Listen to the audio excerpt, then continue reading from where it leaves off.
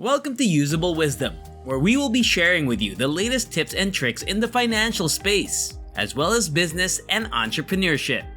And for today's video, we will be talking about the top 6 high-dividend ETF investments in 2022 to earn passive income. So make sure to subscribe and hit the notification bell so you'll be updated whenever we upload new videos. And without further ado, let's get it on! Number 6. DHS, or the WisdomTree US High Dividend Fund. The goal of this ETF is to invest in high dividend paying companies in the US stock market. In other words, you won't have to waste time studying and trying to find the top dividend paying companies any longer, because this ETF takes care of it for you. As a result, owning shares of this ETF gives your portfolio targeted exposure to the highest dividend paying stocks, as well as the US stock market. For example, among the 315 stocks held by this ETF, some of the top holdings include businesses like Pfizer, Cisco, Verizon, AT&T, and Coca-Cola. This ETF's performance is also fairly good because it holds several relatively decent companies. DHS has given an average yearly return of roughly 11.57% during the last 10 years. This means that if you had put $10,000 into this ETF 10 years ago, your money would have risen to over $30,000. This is in addition to the 3.77% dividend yield offered by this ETF.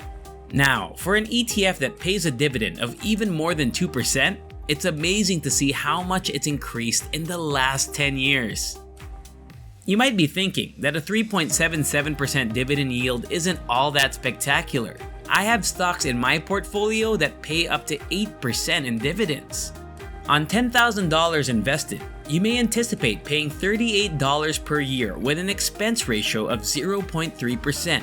In general, I would consider anything with an expense ratio of less than 0.5% to be a less expensive ETF. Anything above that would be on the more pricey side. As a result, DHS is below 0.5%, so it's a little less expensive.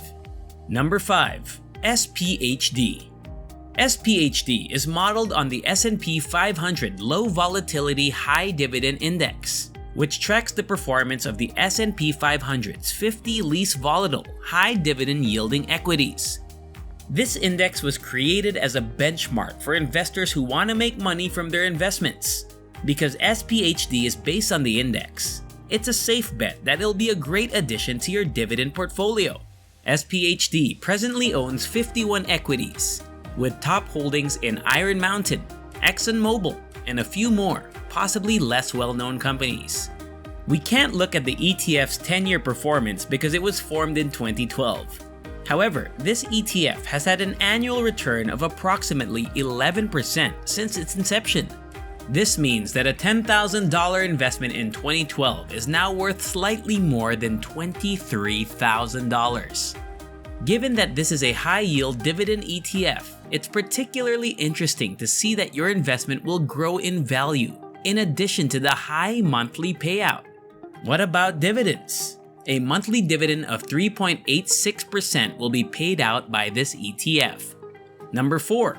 PGX, or the Invesco Preferred ETF.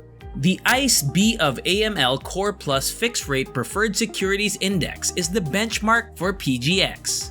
This ETF is a market cap weighted index that tracks the total return performance of fixed rate US government bonds, the market for dollar-denominated preferred securities. However, it essentially means that PGX only invests in preferred stock. Preferred shares are a type of stock that pays a fixed dividend on a regular basis, comparable to a bond. However, preferred stocks differ from bonds in that you retain ownership of or partial ownership of the company when you own shares of preferred stock, but bonds do not. When compared to common shares of a company, preferred shares are noted for giving out higher dividend yields. PGX presently holds 301 preferred stock issues, including Citigroup, JP Morgan Chase, Wells Fargo, and a number of other companies. PGX has returned roughly 6.73% per year over the last 10 years, which indicates that $10,000 put in this ETF 10 years ago would be close to $19,000 today. Additionally, you'll receive a 4.87% dividend return. PGX has a slightly higher expense ratio of 0.52%, which means you'll pay $52 per year on a $10,000 investment. Because this ETF solely invests in preferred stock, it carries a lower risk rating of 3 on the risk scale. Number 3. DIV, or the Global X Super Dividend US ETF. Instead of merely the S&P 500, DIV invests in stocks with low volatility and high dividend yields across the entire US stock market. DIV owns 50 of the top dividend-paying equities in the United States. CubeSmart, Public Storage, Pfizer, and other big holdings. Because this ETF was formed in 2013, it is still very new, and we are unable to track its 10-year performance.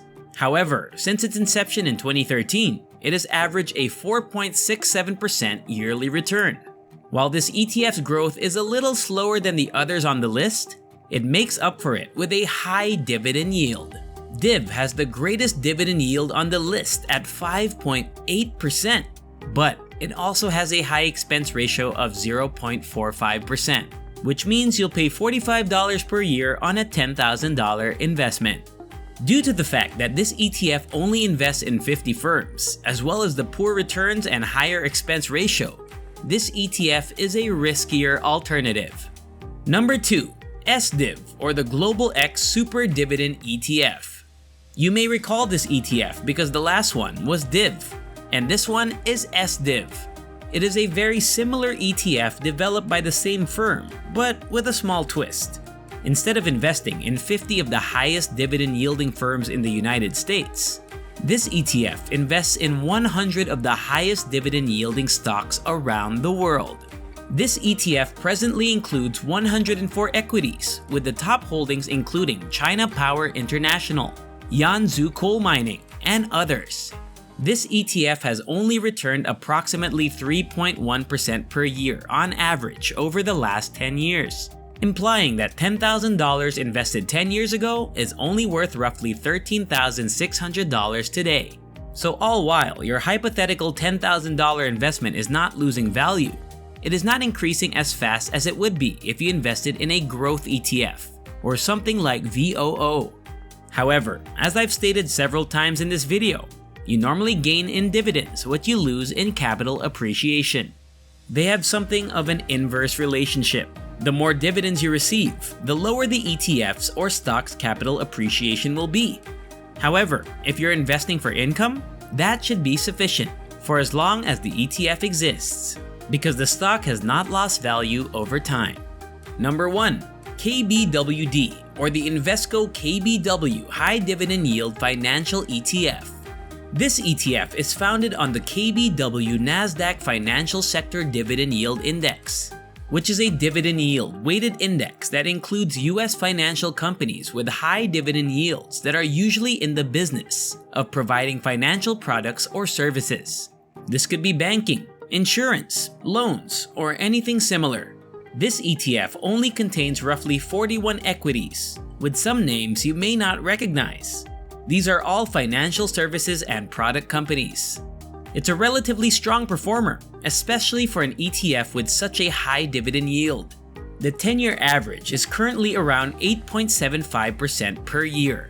This indicates that a $10,000 investment 10 years ago would have risen to somewhere in the upper $19,000 level.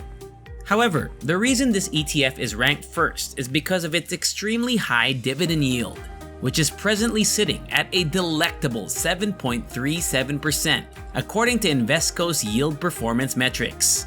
Nevertheless, that high yield comes at a cost, and that cost comes in the guise of a 1.24% expense ratio, which is more than double the cost of the most costly ETF on the list, SIV, which had an expense ratio of 0.59%. Regarding the risks, this ETF now has a risk rating of 5, since it only invests in 41 firms, all of which are financial companies, whose performance will fluctuate depending on the interest rate environment in the United States.